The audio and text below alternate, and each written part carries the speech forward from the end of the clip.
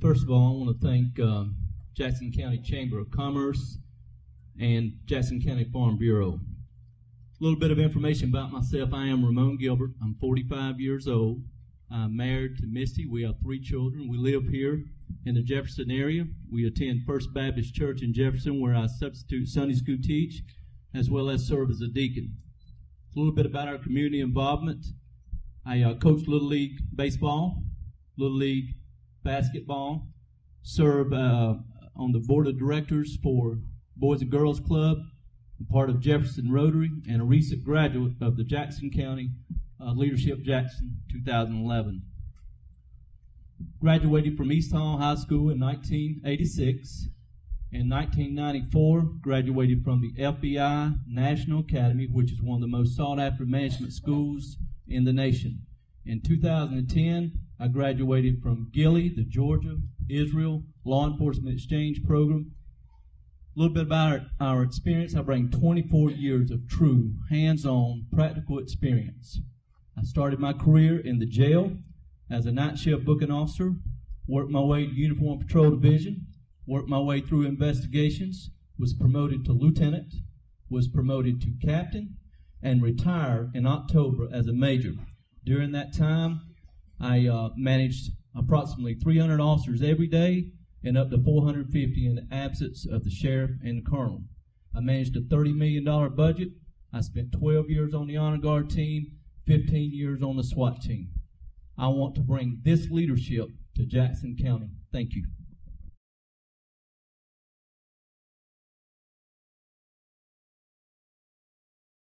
Well, anytime a new sheriff comes in office, he has to make sure that when he comes in office, that he makes his people feel comfortable.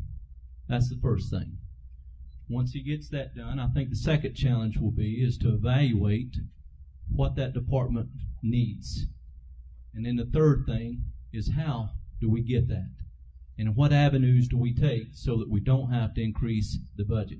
Because times are hard right now, and I think every dollar spent is going to be looked at, and we have to make sure that we do what's right there. So those would be the first 3 things going into that office. Thank you.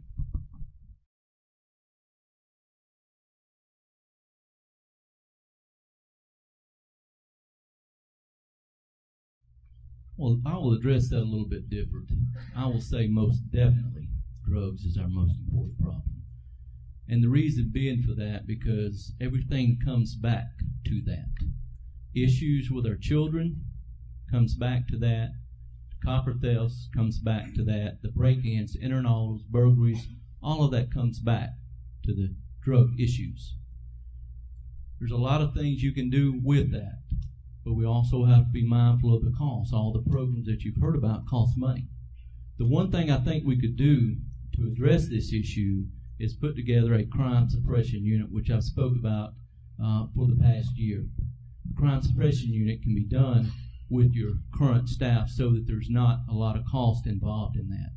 If we keep doing the same things, the oldest cliche in the world is you will continue to have the same results. We've got to do some things different. It's an increase with drugs, increase with crime, and that's not just here in Jackson County. And that's not to say that the sheriff's office is not doing a good job, because they are. It's to say that it's statewide. But if we continue to do these things, we won't see any results. You can take your existing staff on a temporary basis and put together a crime suppression unit. You're talking about aggressively pursuing it. That's how you do it with a minimal cost. I believe that that would help.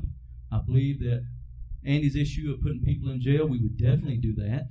I think that when you put them in jail, your thefts are going to go down, your burglaries are going to go down, your internautos are going to go down, because the people that's doing those are now in jail. So I think there's ways to handle that we can do minimized cost on, that would serve the citizens of this county well.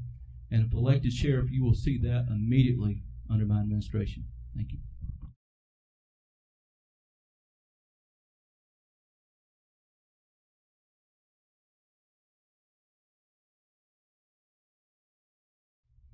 I have handled a $30 million budget in past years. I have put together 4-year business plans for one of the largest sheriff's offices in the state of Georgia. I have handled the human resources of hiring individuals and terminations of individuals. I have been to labor hearings. I have sat on review boards. I have set policies. All of the things that's required of an administrator and required as a sheriff, I've been doing for a number of years. There's a lot of things to deal with the budget. You've got to make sure your line items are in order, and you've got to know when to move money out of one account into another account to make sure that you stay on or under budget at the end of the year. Because as a sheriff, you're held accountable for that budget. And when you're held accountable for that budget, you tend to look at it a little bit closer because you have to report back to the commissioners and back to the citizens of the county. And being good stewards of a budget, you got to understand a budget. The departments nowadays are not like it was 30 years ago. It is run much like a business. It is a business. You have hiring issues, you have human resource issues, you have budget issues. And having that experience to run a department, a sheriff's office, is imperative now. If you've never run a budget and you've never worked in a department with a large budget, it's very difficult.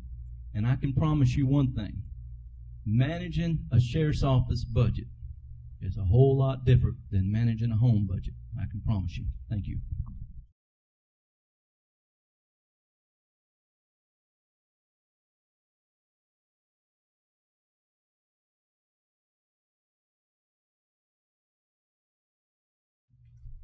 I think the first thing as a sheriff you would want to do is go back to the drawing table and make sure that everybody is on the same sheet of music, because we've all got to be working toward the same goal to get to our destination.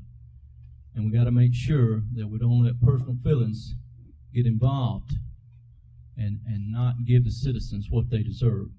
So for me, after 24 years of working with different agencies and working with different departments, that is an area that I feel I would be very, very strong in.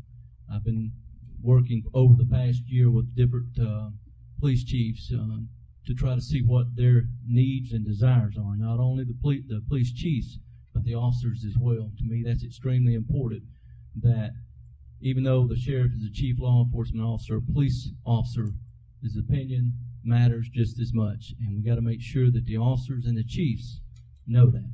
I think that's important to build those relationships. Thank you.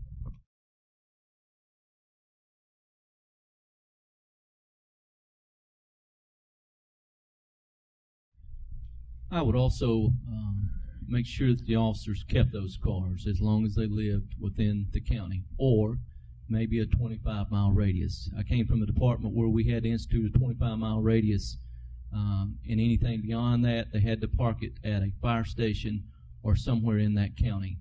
But those cars for the officers is a must because of visibility, because of mass call-outs if needed be. For instance, if you had an Alzheimer's patient that you needed more than one officer called in, you could call 25 in if you need. If you have a missing child and you need additional officers, you can call officers in. So maybe a little cost there, but I think the morale of those officers keeping those cars, plus the benefit of the county citizens to be able to call those people in if need be, much outweighs $4 or $5 on gas. So I would love, and I would be a strong proponent of the officers keeping the cars as long as they were within that 25-mile radius. Thank you.